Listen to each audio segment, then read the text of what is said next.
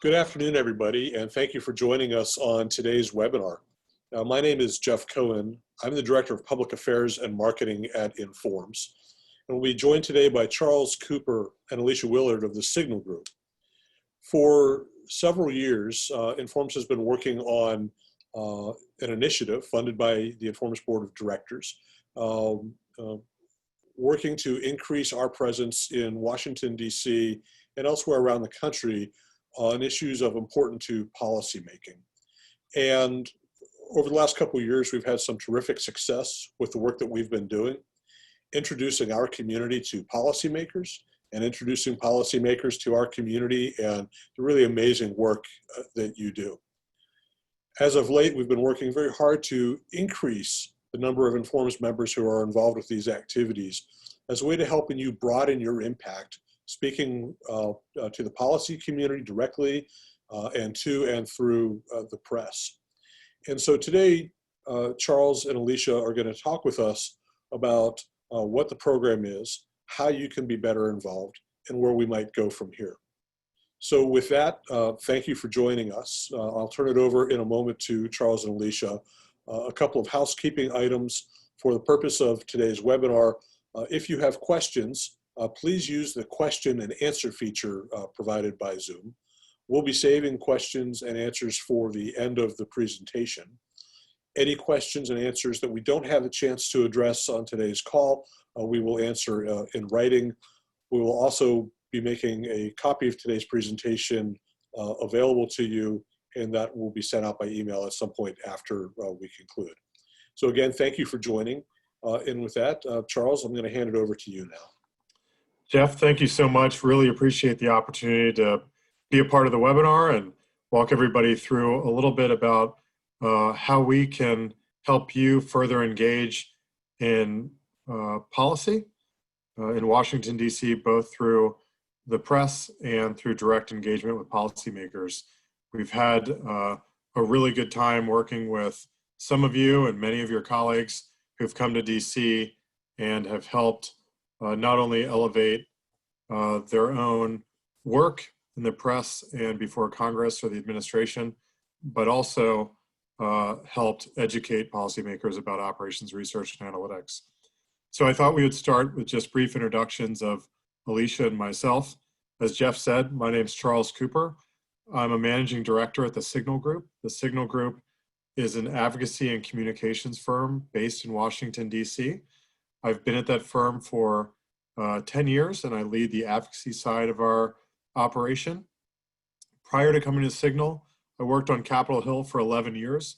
I started in the Senate for 2 years and moved over to the House of Representatives for the remaining 9 years in a variety of positions. Most recently, I guess, for the last few years, worked in the congressional leadership in the House. And so I have enjoyed working with Jeff and his team at Informs and had the great opportunity to work with a number of Informs members as well and hope to expand that. So with that, let me turn it over to Alicia for her introduction. Thanks, Charles, and so happy to be here. Thanks for having me, everyone. My name is Alicia Willard. I'm a vice president at Signal Group. I work in the communications practice. Much of my career has been building and managing national communications and public relations campaigns. I've been at Signal for 4 years now. Prior to that, I've been at a variety of national communications practices and international PR firms, one of which being Golan. Back then was Golan Harris. After that, was at a firm that focused on government agencies and doing communications and PR campaigns for them. Also have dived into a lot of nonprofit work, so have really touched a variety of different practices, but all really focusing on how to get the word out via the press and other variety of digital work and other communications practices. So really happy to be here, and I'm excited to share this work with you all. Great. Well, let's start the discussion to talk a little bit about why engage and why engagement is important for informed members that are interested in these areas. There's 5 core reasons why engaging can be helpful. The first is simply elevating your profile within the policymaking ecosystem.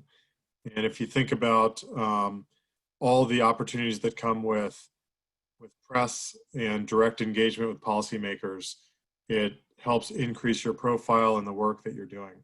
Secondly is to become a member, to become a resource to the policymaking community.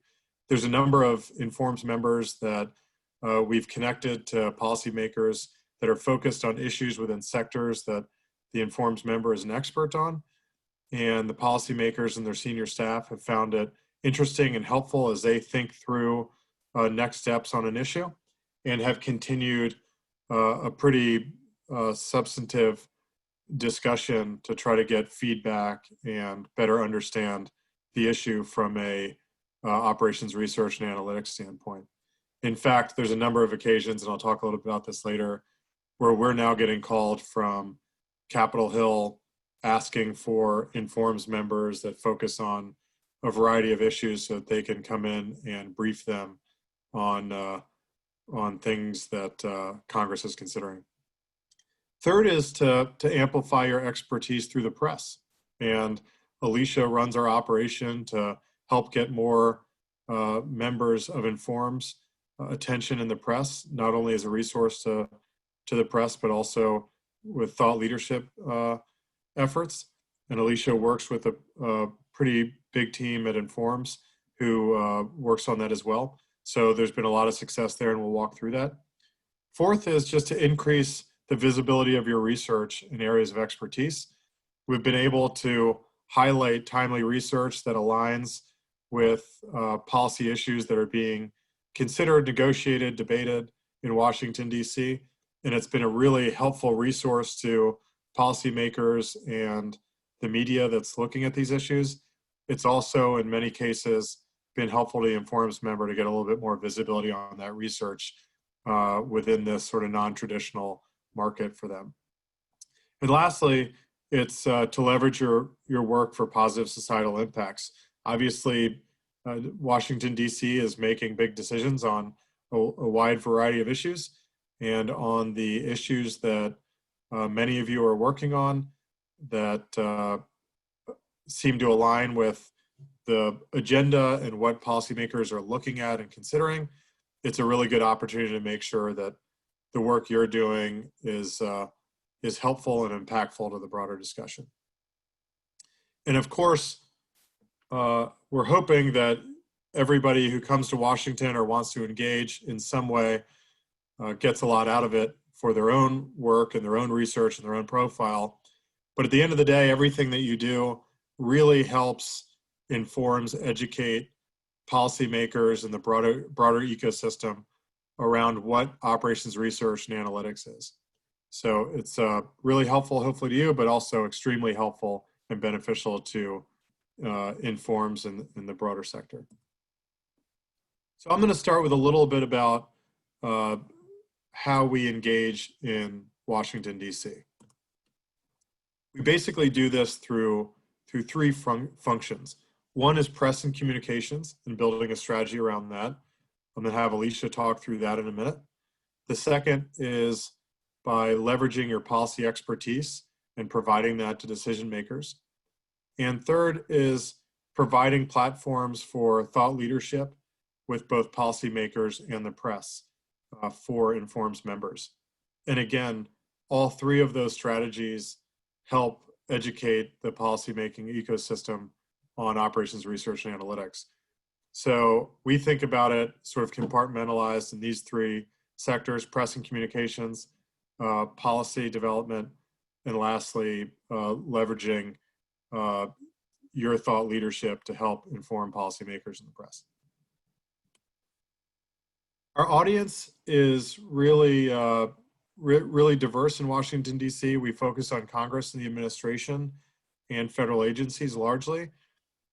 We spend some time with think tanks that are also focused on these issues, and we spend a lot of time with a diverse portfolio of press and media that can help amplify the message of Informs members, the research for Informs members, and the broader value around data science and operations research and analytics. So let me start off by talking just a little bit about what we call the advocacy side or the policy side, and how you may be able to leverage this type of work for impact on your own work. We divide the advocacy agenda really into two pieces. One is what we would call briefings with policymakers, and the other is thought leadership events. So most of what we do in Washington as it relates to dealing directly with policymakers is divided into these two categories. On the briefings with policymakers, we do it a number of different ways. In some cases, an Informs member will be in DC or will want to come to DC, and we will set up a number of meetings that correspond to the work that they are doing, and have them meet with the real decision makers that are similarly working in that policy space. In a lot of cases, we're actually getting called by government agencies or Congress asking for people that are data scientists that are specifically have done research or work within a particular category area to help them think through one of the policy areas that they're considering.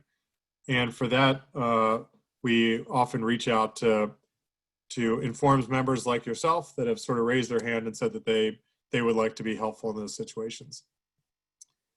And we also are increasingly looking at where current policy issues are going and trying to align those with Informs members so that we can connect the Informs member with the policymaker and hopefully provide them with a good amount of information from a pretty non-traditional source in Washington, DC. DC surprisingly does not traditionally rely heavily on the data science community when it comes to thinking through policy. And so we are helping make that connection in many cases.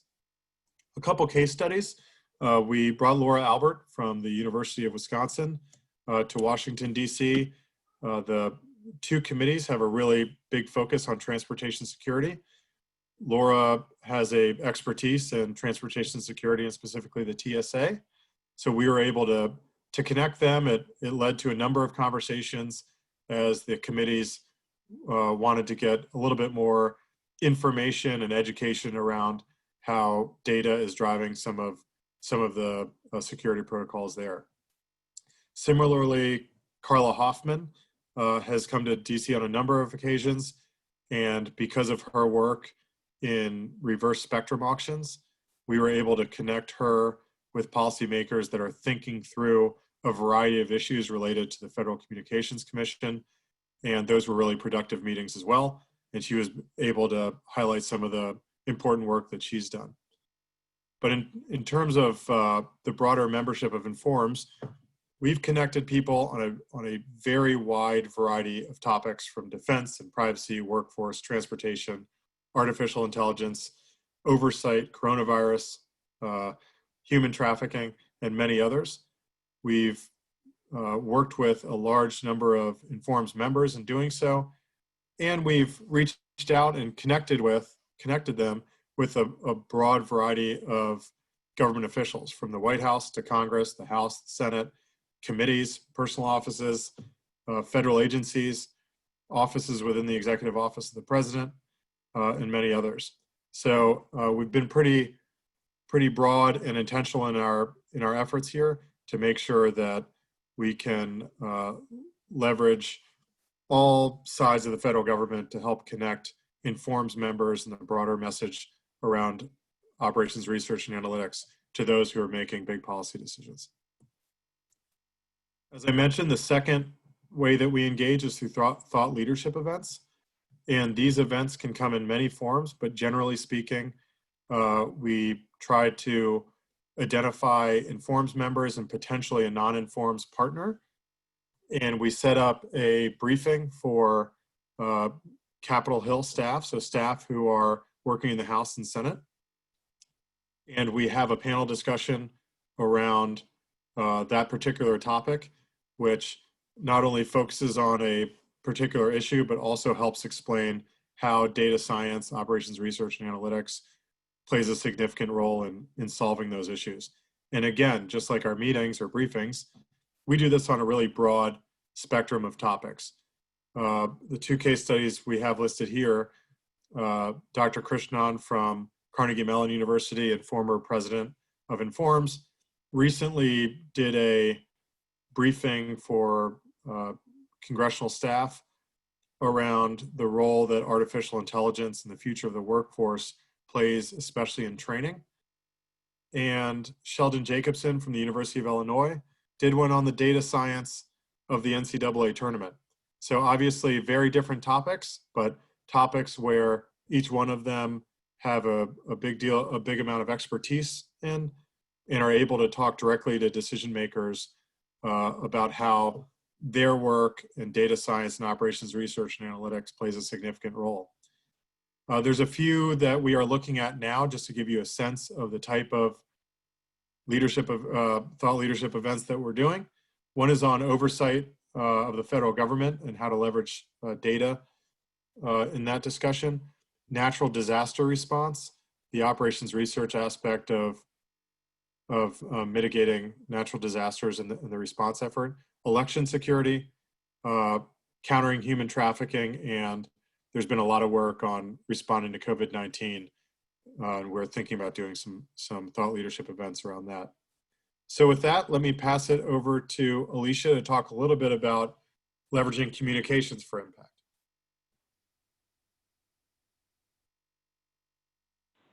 Thanks, Charles. So reporters need sources. Experts for their stories add validity and they add gravitas to the narrative. There's definitely no shortage of opportunities there. And they need angles and they're looking for voices. Even and actually, especially within the operations research and analytics spaces. I think Charles mentioned this, and it's especially true with reporters. They definitely need folks to speak to the data analytics parts of their stories. They need those experts and they need you. So briefings with the press are especially where we have an opportunity to help reporters out. So that's where you all come in, and I think where we have a special opportunity to kind of fit you all into the parts of the story where we can kind of fit within that niche. Thought leadership with the press as well, that's where the opinion pieces come in and where the op-ed parts of the press come in as well. It's a little bit different avenue, but it's just as an important avenue. That's where we have a little bit more control of the narrative. So it's a little bit different, but with the right message, the right outlet, and the right audience, it held just as much weight. So two different strategies, but ultimately these two strategies just drive more people and drive more people to what you're already doing. So an Informs and the Signal team, we're positioned well to help you find good placements for your thought leadership and good placements for these pieces. Next slide.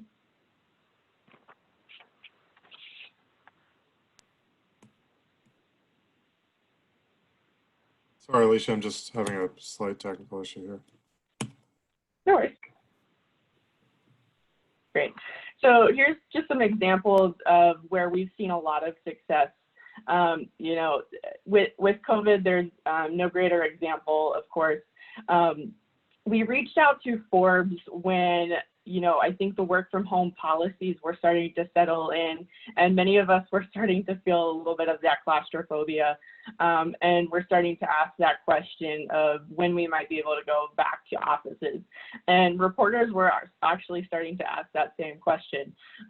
So a Forbes reporter was asking that same question, and by being able to tap into that story angle and utilizing the media cycle, Pinar was able to speak to that as well, and we were able to connect her with the Forbes reporter.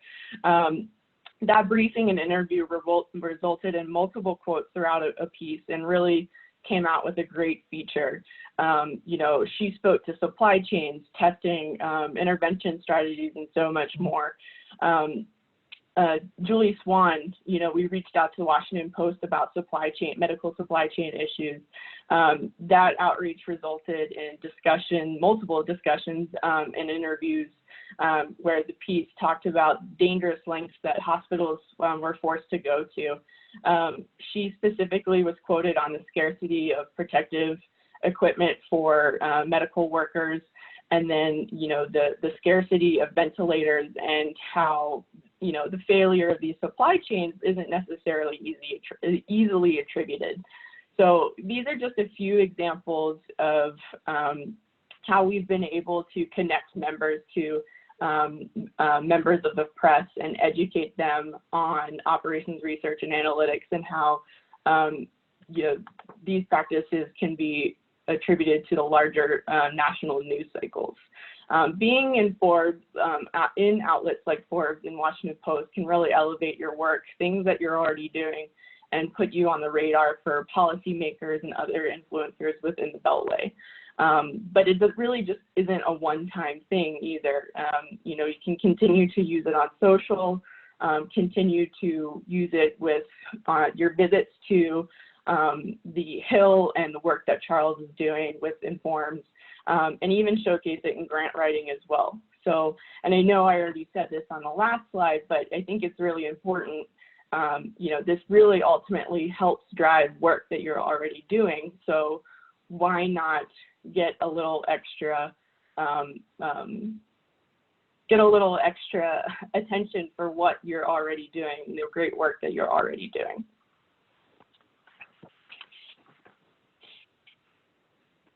And then just a couple more examples for the thought leadership piece of this.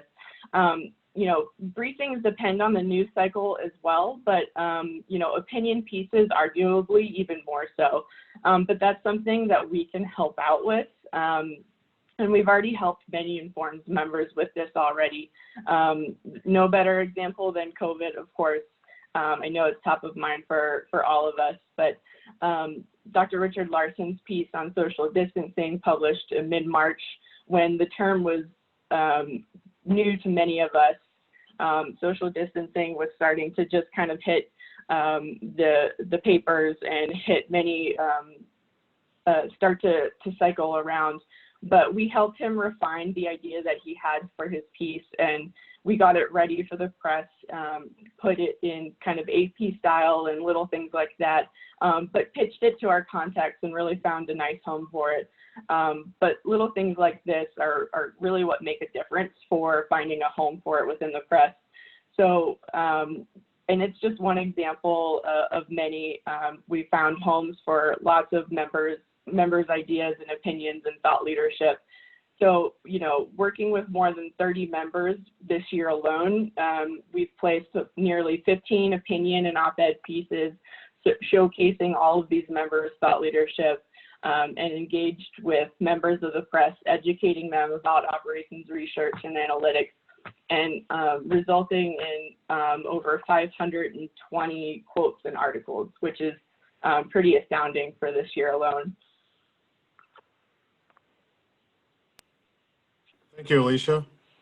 So we'll talk a little, now that we've walked through how the engagement side of it works, just to give you a sense of what is coming up in Washington, D.C. in terms of policy issues, I wanted to quickly walk through the set of issues that we see on the horizon. It's pretty broad and diverse, obviously, but quickly walk through these. Transportation, surface transportation gets sort of a big policy discussion once every 6 years. It's that we are in that year. So in real time, a big discussion on transportation networks and funding is happening as we speak. On national security, the Department of Defense and other national security programs are reconsidered every single year. So we anticipate in the very near term that these issues will be considered in Congress, and the president will obviously have to consider those as well. COVID-19, we anticipate this continuing to be a top tier priority going forward for policymakers, as will law enforcement reform. As soon as next week, law enforcement reform may be considered in the Senate and soon thereafter in the House. Healthcare will always be an issue, but especially in light of COVID-19, there will continue to be a healthcare debate well into next year. And we anticipate that that will only increase as time goes on. Broadband deployment, there's a pretty bipartisan effort to increase rural broadband and a number of issues around that. So we anticipate that that will get a lot of attention, as will election security, which is already getting a lot of attention in the news, and data privacy, which is also getting a lot of attention, partially because of COVID-19, but frankly, it was a top tier issue within Congress prior to COVID-19, and we expect it to continue to be. Trade and just policy in general with China is a significant concern of this administration, and we anticipate from a policy perspective there'll be a lot of policy making in that regard coming up. Cybersecurity continues to be a really big issue, and we don't anticipate that going away at all. There's a couple new cybersecurity related issues that have arisen over the last several months as people have been away from their traditional cyber infrastructure. So we anticipate that there will be at least a funding discussion, but probably some additional policy discussions there. Supply chain security and supply chain vulnerabilities have only been amplified during the COVID-19 pandemic.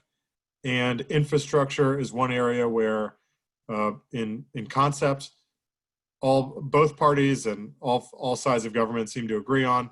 There's a number of details that they don't, so that will be worked out, but we anticipate there to be a pretty robust conversation on infrastructure, including smart technology. So let me close before we get to questions with just highlighting how we believe that through Informs you can increase your impact here in Washington, D.C. Simple overview of tactics that we would be more than happy to help you with. And I know the Informs team has a lot of resources to be helpful here, but participate in a briefing with policymakers. So if you are in Washington, D.C., coming to Washington, D.C. after the pandemic, or interested in coming to Washington, D.C., please let us know. As we are still within the COVID-19 protocols here in Washington, and Capitol Hill and the administration are obviously largely working remotely without meetings. We're doing a lot of this work virtually. So for the time being, it may even be easier and would save yourself a trip. So if you're interested in participating in meetings with policymakers, please let Jeff and his team know. Similarly, if you are interested in authoring an op-ed that aligns with a policy issue that is sort of front and center now and can get press attention, and also is something that's close to the work that you're doing and the expertise that you have, we would love to work with you on not only thinking through messaging in that op-ed, but also identifying how we can place that op-ed. If you have a policy issue but don't really know what the op-ed theme would be, we're happy to help you with that as well. Being a resource to reporters, that's the piece that Alicia spoke about, and we're always looking for informed members that are interested in talking to reporters on issues, and we can quickly respond to those reporter requests if we know who's out there that is willing to talk to them, and also we can proactively reach out on issues that are timely now that reporters are looking at. If you have not visited the Resoundingly Human podcast, which is the Informs podcast, please do.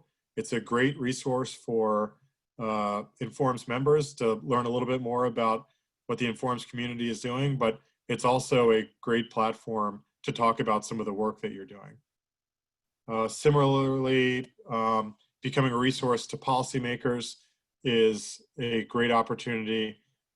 Just like you want to become a resource to press, knowing that you're interested in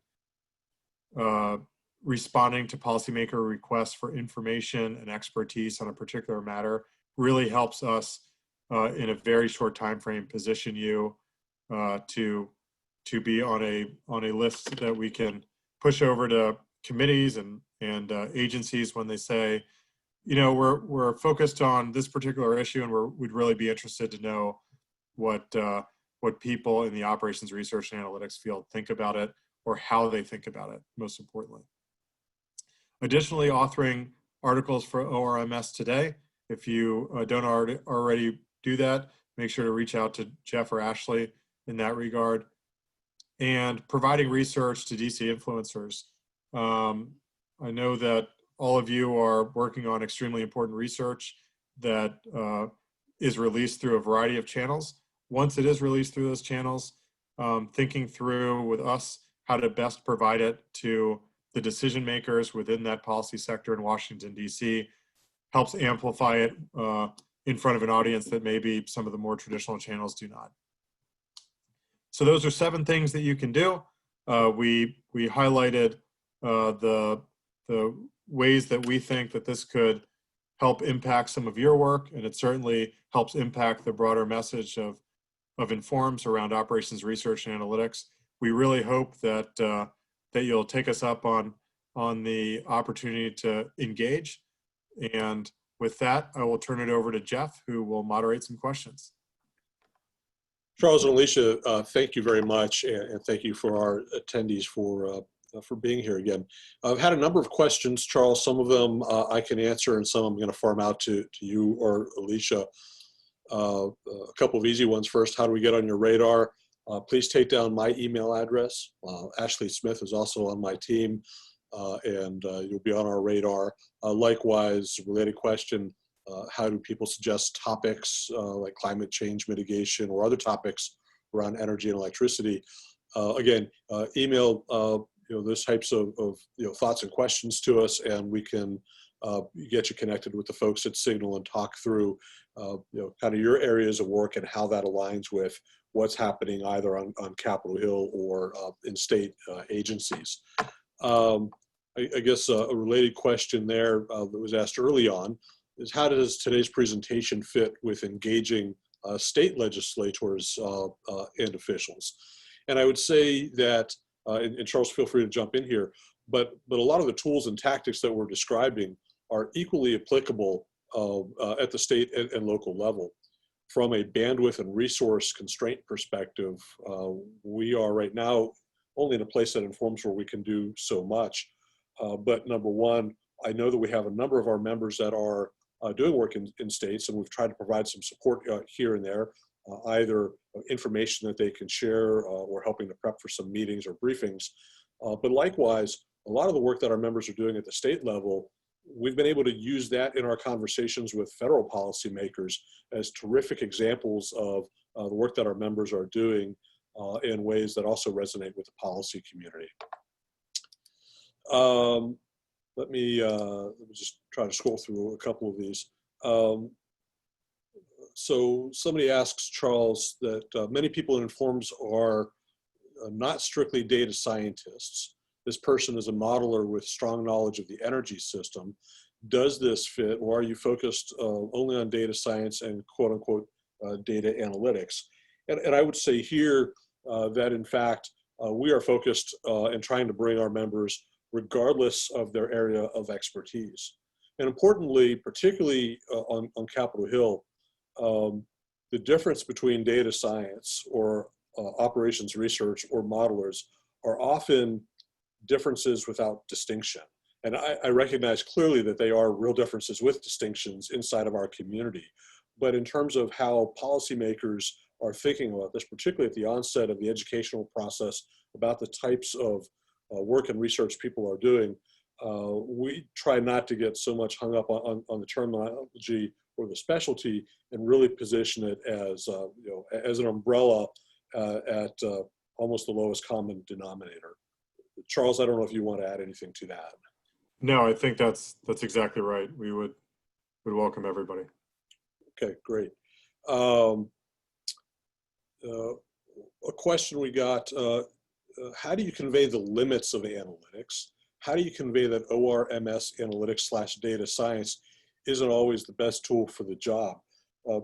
Charles, I'm going to let you answer that, but I'm also going to augment that question with perhaps you can also talk about what is it policymakers understand today about OR and analytics or data science in general?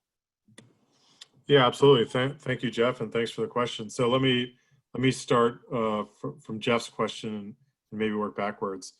So this may not surprise people in the webinar, but Washington D.C. is not policy-making operations are not necessarily driven by data-based decision-making all the time. So part of the work of Informs is helping connect those making policy decisions to people who have expertise in the issues and have some level of expertise in leveraging data and modeling to make decisions and form policy. So I would say that one of the great things about the work that Informs is doing is without Informs, many of these discussions simply aren't happening. And the incredible work that's being done among Informs members may not get the attention that they deserve within policy circles in DC. In terms of when to leverage data and analytics and when not to, we largely rely on Informs members who have done recognized work in these fields to highlight the work that they've done. They're not necessarily taking positions on what the end solution is. They're helping educate policymakers on the specific issue and how their work has helped inform their thinking on it. I think that that's probably I hope that answered the question, but that's sort of how I would leave that. Great. Somebody asks, how do we decide what media outlets are worth it? Like, are there differences? I guess what he's asking is, there are different qualities to academic journals, and is there a corollary in the press, say, between Washington Post and Forbes? I'll let Alicia jump in a second, but I would say that it is something that we are looking at sort of every day as we're pitching our members and talking to reporters. What makes sense? What makes sense when, and what makes sense for whom? There are clearly quality differences. More importantly, there are reach differences. And everybody always wants to be in the New York Times or the Wall Street Journal or something that they consider to be big and important. But I would tell you that equally important, and in some cases more important, are trades and publications. We have a lot of our members lately as part of the COVID activities that we've been engaged with, who have been quoted extensively in trade journals focused on aspects of the supply chain industry. It's hugely important. I would also tell you that news organizations in your own backyards, whether you're in Pittsburgh or Poughkeepsie, are really important. And in fact, those types of media outlets also tend to resonate very heavily with the policy community because legislators from those communities are reading them. They also serve as validators for the larger types of press as well. So we're looking at it to align the right people with the right outlet. And every now and then something comes in from left field that maybe isn't worth anybody's effort, but we're fairly judicious in how we go about that. Alicia, I don't know if you'd like to add anything to that. Jeff, no, I think you said exactly right. I think the only thing I would add too is also the content of the piece too. I think you want to consider what is the piece about, who is it going to resonate with, what type of audience is it gonna who are we trying to speak to, which I think you were saying as well. But you want to consider kind of all those facets. It's not just who's top tier, who's mid tier, who's trade, and who's this and who's that. There are lots of different pieces that kind of go into the consideration. And it's it's a multifaceted type of consideration that we look at, and that's kind of part of what we do when we work with you, right? That's part of what we want to do. We want to talk with you about your idea and your piece and the idea that you have for your thought leadership and your opinion. So that's what we want to do and work with you on. Great. To find the right home for it. Yeah, thank you. That's a good segue to two unrelated questions that I have up here. Somebody's asked about the difference between briefings and thought leadership, and whether that's briefings deal with facts and thought leadership deals with opinions. The answer is not that. In fact, thought leadership is often based on facts and the work that our members have done and the research that they've done, or the projects that maybe have been deployed in industry. Thought leadership, Alicia, is the sets of activities that we engage in to help bolster one's profile, and so that you can become a recognizable subject matter expert. We do get phone calls, as Charles mentioned earlier, from Capitol Hill, and we get them from the press too, asking if this member or that member might be available because their profile has been elevated. So think about the thought leadership as profile elevation, and briefings, regardless of whether it's a policymaker or whether it is a reporter, are the conversations or the interviews that we're actually engaged with conveying information. The other part, I'm sorry, go ahead, Alicia. Oh, no, go ahead, Jeff. Okay. The other part, to that is, what kind of help or resources does Informs provide to help prepare our members for these types of engagements? And obviously, we provide some media training, and that's really important to make, because the press and the policy community speak very different languages and in very different ways that our members are accustomed to. But Charles, Alicia, maybe you can add a little bit more to that as well. Yeah, I can add to that. And adding to the difference between the briefing and the opinion piece too, I think just to make it extra clear as well, I think the briefing is going to be a piece written by the reporter, and they are coming to you for a quote or a snippet, and adding that as validity to their piece. The opinion piece, which I agree is a little bit of a misleading name for that, but that is a piece written by you, that is coming in your tone, from your point of view. So that is probably the key differentiator, just to make that extra clear. But in terms of like how we can support when a reporter is coming to you for extra, for a quote or for a snippet for their story, we can help out and help prepare. We can prepare something, what we like to call a media brief, or a media training, which is something different. But a media brief, we can do a backgrounder on a reporter. So, what is their background, or what have they previously written or recently written? What is the outlet? So what is kind of the background information on the outlet? What are some anticipated questions that we expect the reporter to ask you? So just to give you a general expectation of what the interview will go like, is it going to be recorded? Is it live? Is it a TV interview? Is it a virtual interview, as they might be right now in the time of COVID, or is it just a telephone conversation? Is it off the record? Interviews can kind of happen in various forms. So that is something that we can prepare for you in advance, so that you are as prepared for the interview as possible. Some other things that we can do is media training can kind of happen in all various forms, depending, we can kind of do practice questions, depending if you need to prepare for a TV radio. We could get, in times of COVID, we could do like a Zoom call and, pretend like you're on TV and do like a TV interview, or if it's just a phone conversation, we could do questions back and forth and act like it's an actual interview. practice bridging practices, which are, kind of the practice of like, maybe they're asking you a question that isn't necessarily appropriate. So how do you get back to the topics that you are prepared for? So there's lots of different things that we can do to help you prepare. Jeff, was there anything else that you wanted to add to that? No, or Charles? I don't. I think you've hit it on the head. I'll sum it up this way. We never want to send one of our members into a situation that they're not comfortable with, or they don't feel as though they've had sufficient preparation for. And we'll never put you into that situation where you're uncomfortable with who you're talking with and what you're talking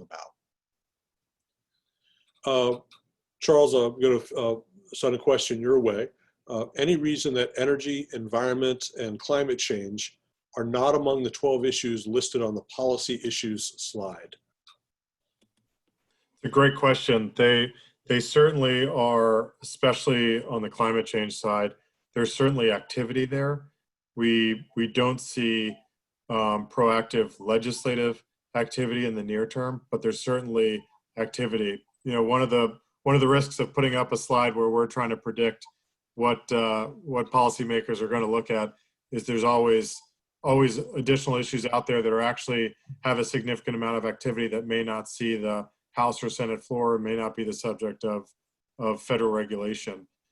But I would say, especially climate, there is a significant amount of activity on that. In fact, there's going to be some movement within the Climate Committee in the House very shortly in that regard.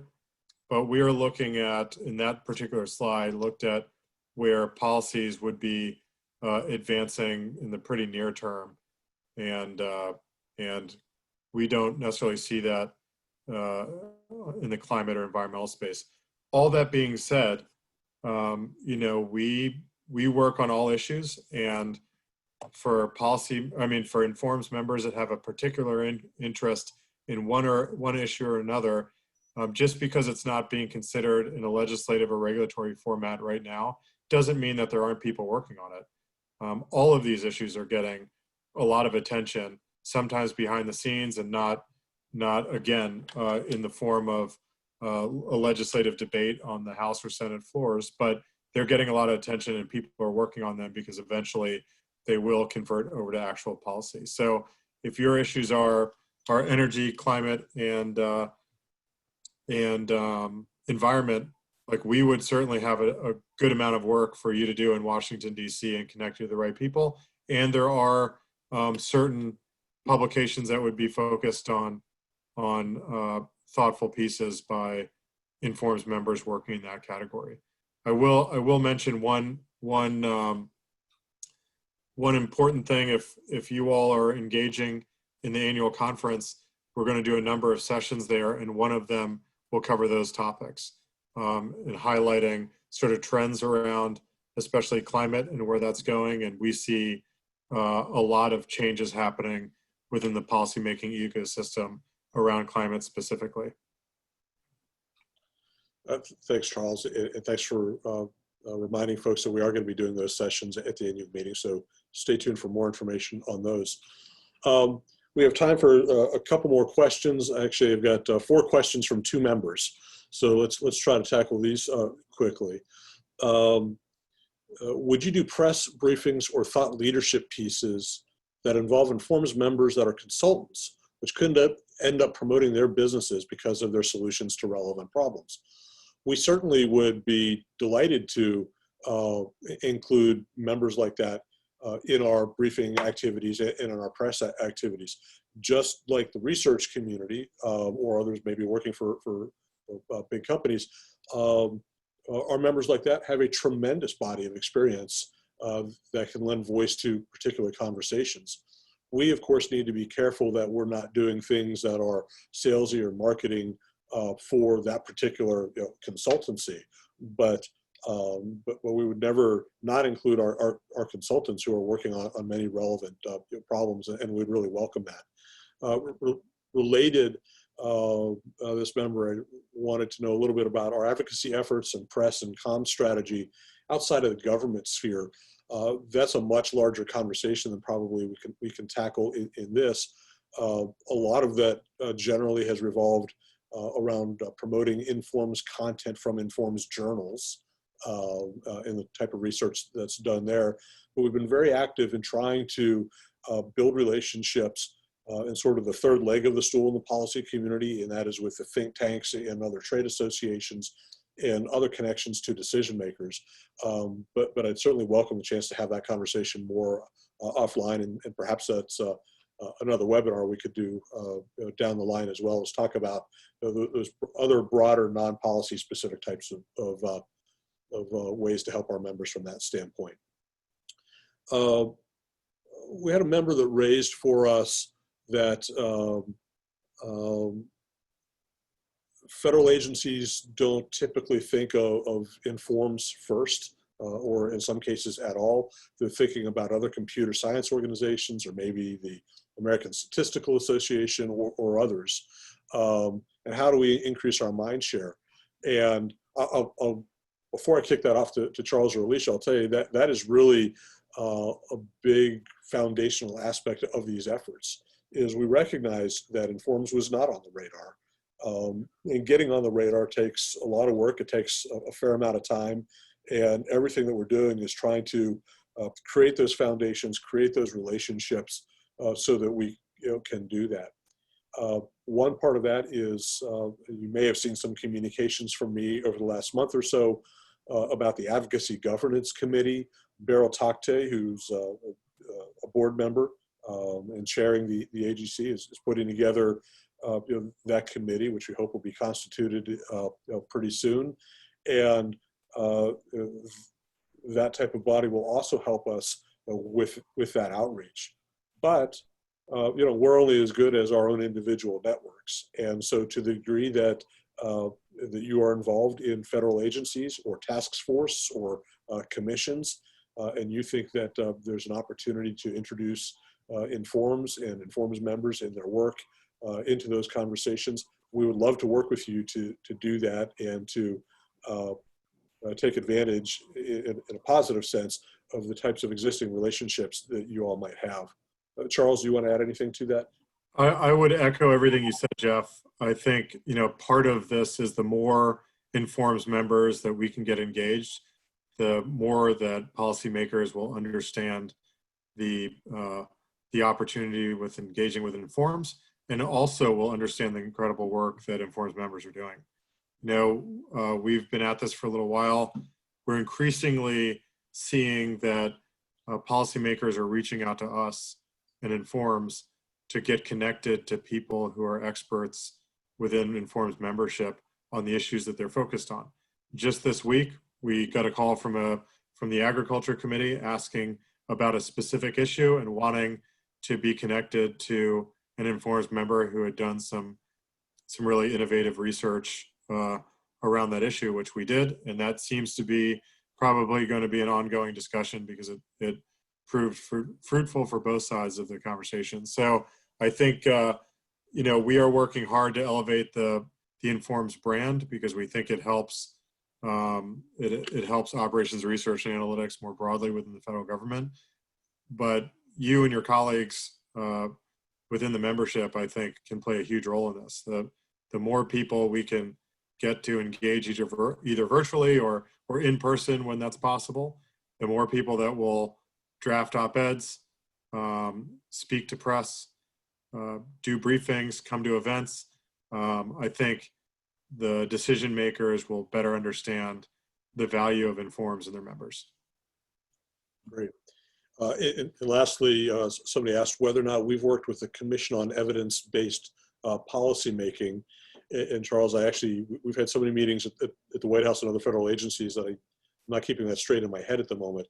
I don't recall whether or not we have, and of course that's different than the Evidence-Based Policymaking Act, but I don't know if you remember off the top of your head, but if not, I do appreciate that reminder that is a group that we need to get in front of. Yeah, we haven't. We have dealt with the people who created the Evidence-Based Policymaking Act and a number of people involved in that discussion, but I do not, off the top of my head, believe we have. Okay, great. but we seem to have answered all the questions that were posed to us. And so I'm going to go ahead and close this out. I'd like to thank all of you for sticking with us for this hour. I look forward to hearing from you. I look forward to answering any other questions that you might have as a follow-up, or to talking with you about how you can engage in the types of work that we're doing. A special thank you to Charles and Alicia and the rest of the team at the Signal Group. Informs is very fortunate to have you, and you guys work really hard on our behalf. We did have one question that just came in. Will this be recorded and posted on YouTube? I believe it has been recorded. I'm not sure where we're posting it, but we will make sure that we have a follow-up email that addresses where you can get the presentation. So with that, thank you very much for your time today, and I look forward to talking with you further and seeing you in some fashion for the annual meeting. Thank you very much, everybody.